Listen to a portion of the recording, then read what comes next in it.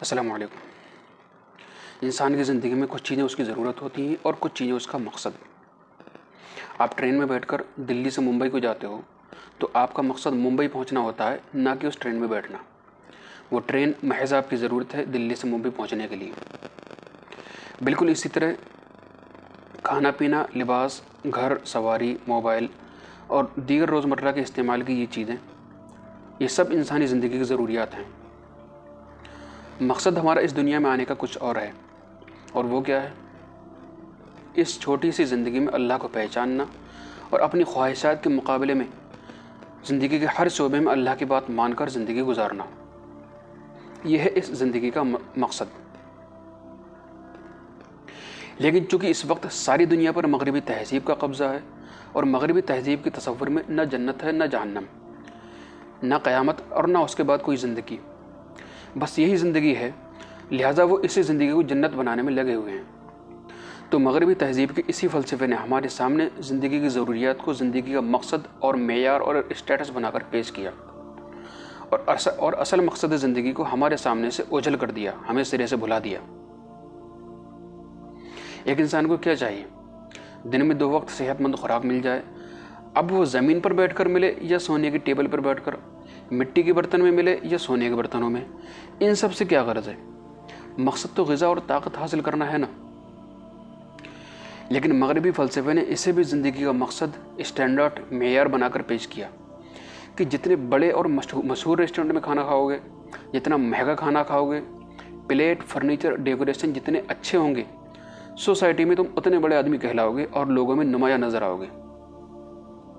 और फिर यहीं से वजूद में आते हैं एक से एक महंगे ब्रांड रेस्टोरेंट, कैफ़े और होटल, मुसलमान आबादियों में जिनकी आज इस तरह भरमार है कि जैसे दुनिया में आने का मकसद ही खाना पीना हो। फिर आप 10 रुपये की कॉफ़ी 500 रुपये में, 5 रुपये का खाना 2000 रुपये में खुशी खुशी खा कर आते हो और 2-4 सेल्फी खींच के खुद को एक मसनूई खुशी देने की कोशिश करते हो। यही बात लिबास, मकान, सवारी और तमाम दीगर ज़रूरियात पर लागू होती है। भाई, लिबास का क्या मकसद है? बदन ढकना और किसी दर्जे में ज़ेब व ज़ीनत इख्तियार करना। लेकिन अब लिबास भी आपकी वैल्यू, आपका स्टेटस नापने का ज़रिया है। अब लिबास के अच्छा और आरामदायक होने से ज़्यादा अहम है लिबास पे महंगे ब्रांड का लोगो लगा होना। मोबाइल 25-30 हज़ार रुपये का शायद तमाम ज़रूरत के लिए काफ़ी है, लेकिन अब 1.5 लाख का आईफोन नई जनरेशन के लिए एक हसरत बन चुका है। मकान की तामीर में सिर्फ शो और डिज़ाइन के नाम पर असल ज़रूरत से 4 गुना पैसे खर्च कर दिए जाते हैं। चंद लोगों की मौजूदगी में निकाह ही मुकम्मल शादी है, लेकिन आज की तूफ़ानी शादियां भी बस शो ऑफ का कंपटीशन है। आप सिर्फ एक शैम्पू पर नज़र डालें, 20 किस्में आपको इस मार्केट में उसकी नज़र आएंगी कि इससे बाल लंबे होते हैं, इससे घने होते हैं, इससे काले होते हैं, इससे मोटे होते हैं। गोया कि ज़िंदगी का तमाम मकसद ही बस ज़ाहिरी जिस्म को संवारना हो। कपड़े, जूते, गाड़ी, मोबाइल, वॉच वगैरह, अब ये चीज़ें सिर्फ ज़रूरत की चीज़ें समझकर नहीं ख़रीदी जाती, बल्कि ये अब लाइफ स्टैंडर्ड यानी आपकी वैल्यू नापने का एक ज़रिया है, जो कि हमारे ख़याल में मकसद ज़िंदगी है। रोज़ाना इन तमाम चीज़ों की अलग अलग वैरायटी मार्केट में सजी हुई नज़र आती हैं। फिर अगले ही दिन वो चीज़ें ओल्ड डिज़ाइन करार पा जाती हैं और बराए नाम बदलाव के साथ अपग्रेडेड नाम से नया सामान उनकी जगह ले लेता है। इसका नतीजा ये है कि मेयार ज़िंदगी रोज़ाना हर गुजरे हुए दिन से ऊंचा और ज़िंदगी मुश्किल होती जा रही है।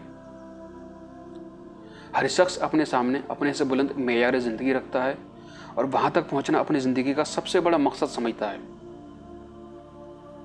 और जब एक मेयार पर पहुँच जाता है तो फ़ौरन उसके सामने एक और मेयार मौजूद होता है और फिर उसके लिए कोशिश शुरू हो जाती है, और इस तरह ये मौत तक ना ख़त्म होने वाला एक तवील सिलसिला बन जाता है,